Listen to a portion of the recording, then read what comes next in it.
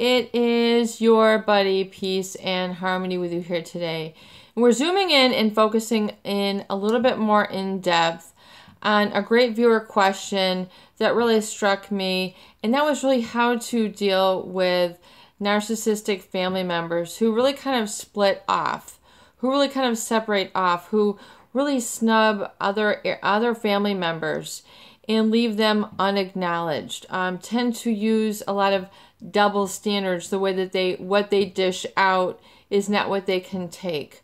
The snubbing off meaning acting, to snub, basically to, be snooty, to put your nose in the air, to treat people with disrespect, to be very rude. And yet on the appearance, they seem to be, family members. They seem to be, human individuals who are part of a family, and kind of the unwritten law is, your family is there. Your blood is thicker than water. So it's that whole undergirding notion that is being violated, that is being attacked, that is being ripped apart at the seams. And then really how once this kind of feels shredded and torn apart, how do you patch things up? How do you put things together when you are face to face with this situation? Maybe this is a growing, epidemic in your family. Maybe this dysfunction has been going on for a while.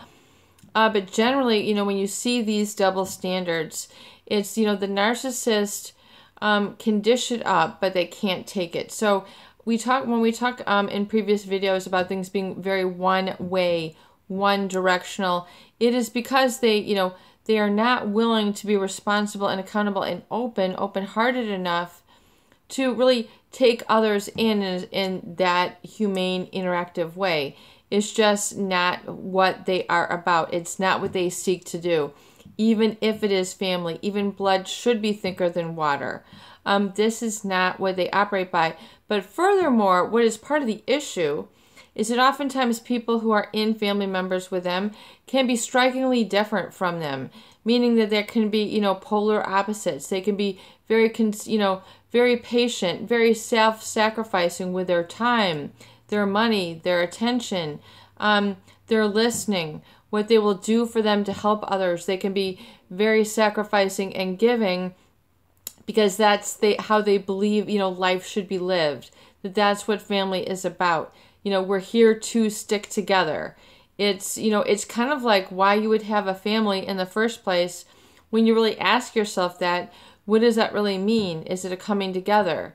I've heard, psychopathic parents say, well, having children isn't that great. I mean, what kind of statement is that, to say something like that to a family member? I had a client who, actually her mother, who is psychopathic, said that to her daughter, and she was just so confused. Why would you say that to your own child? It shows you the degree of emotional dysfunction and also the degree of inadequacy with which they have within themselves. So if you can begin to understand that the inadequacy and the shortcoming, the fusing out, is in that pathology, it's just how it's exemplified. It's a very contradictory, antisocial, anti-humanity way to connect. So it's really violating of all those principles. And so, it seems like we're seeing this more and more through, when you see it in families is the worst because, it's so hard to comprehend, the confusion with that unwritten law and then the violation of that law. It really hurts. And it's kind of like, you should have a bond with a sister, a brother, a mother, a grandparent that cannot be replaced. Each is so unique in and of its own right. And a family bond is, your relatives. These are people that, a lot of people have had to learn to let go.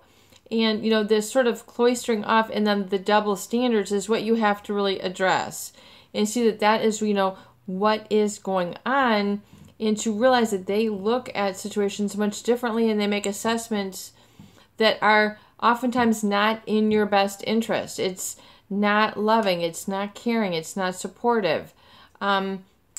family members who travel very far to be with people and they never even acknowledge them. It is all about them. It always has to be eyes on them, ears on them. You ask about them, but you'll find that they never ask about you. They don't care. That's a tough pill to swallow, to think that your family would not care about you, because it seems like that's what the fabric of family means, is to care. That is why you would have a family, to have people with which you love and care about and want to nurture and, love to hear from, their trials, tribulations, where you kind of, let your hair down and you can relax. These are the relationships that you celebrate, whether you want to give gifts to, or, think about, or have picture albums of, and laugh at things. You can have close friends too, but, it's tough when you think about that inner core of family and how it's really shredded up. And so I would invite you to understand that the double standards is meaning that it's nothing that you have done wrong. This is how these people are. They are very comfortable shutting other people out, even their family. They have, even though, you might feel sad that these people have no, they don't demonstrate a true interest and a true genuine interest in other people when they are narcissistic, because they're all consumed with themselves. That is the pathology. That is the problem. You cannot change it. You can go in there with, a pick iron or whatever, and you can try to, bang your head against the wall, bang your hand against the window, jump up and down. You're just going to be exhausting yourself. So really, I would invite you to understand that, to accept certain shortcomings in these people, and to not subject yourself to this hurt, and to realize that that this is just a decision that they've made. For whatever reason, they don't have a heart. They're very judgmental. But what hurts is that, you're not judgmental to them. That's why you keep trying to rectify the score, settle the score, and come to amends with them and kind of seek a closure and, in part hands. Hey, this was not good. That was not good. I forgive you. Let's make up. Let's get over this. Let's get back on with good times. Let's go watch the news, or let's go take a walk or something. So the issue is that you're just setting yourself up for a whole host of arguments and fighting and struggles.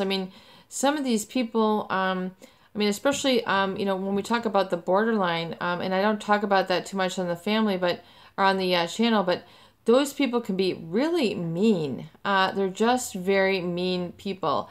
And, I'm not here to be judgmental and slam, but, why would you subject yourself to people who treat you with such, and, don't make you feel very good? Why would you want to be around them?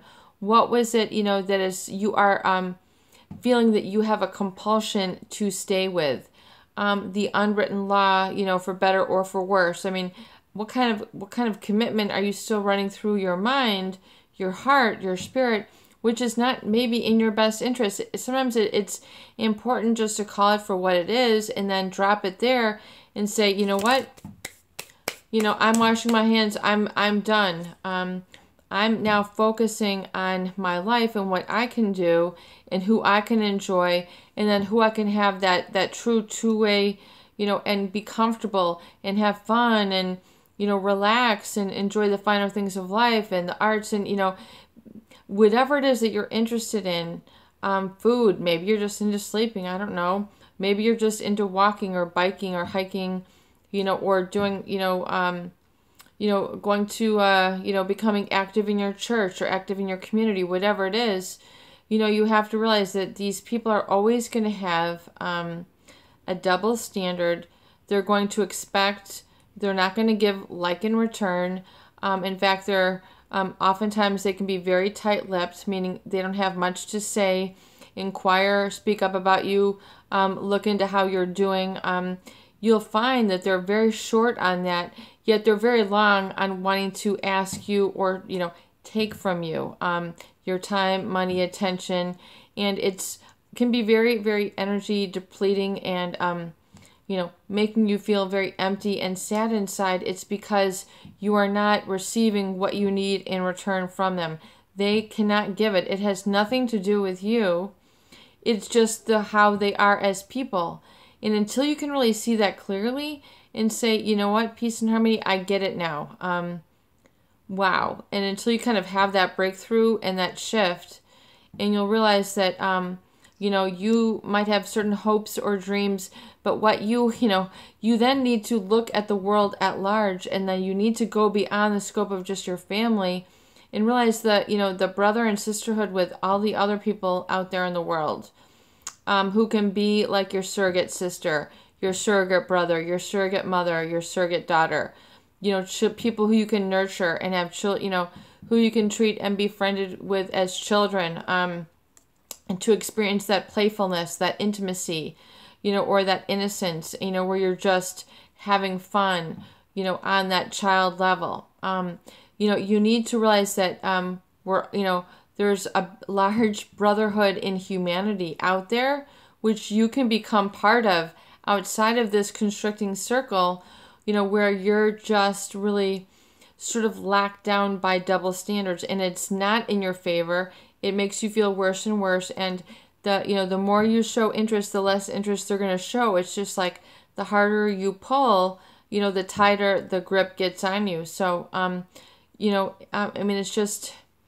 it's a sad thing. It's not that it's not sad, but it's important for you to realize that this is how these people are. They're not going to change, and when you can accept that and let that go, and then not covet and not desire that time, attention, approval with them, it's not anything you can do to change that. It's just not, it's not who they are. Once again, it has nothing to do with you. It has everything to do with this person obtaining a certain status with which they just want to show the world. And no matter who they have to step on, no matter who they have to ignore, that is how they're going to proceed. So you might as well just say, wow, I never thought that I would encounter this in my life, but I have, and it is what it is, and I still love people and the relationships that I want. I'm going to seek, create, and keep the way that I know it was meant to be pursued. That is my lesson learned. It is your buddy, Peace and Harmony, with you here today. I hope that these videos do help. Please share and please subscribe for more great tools, videos, discussion, and support.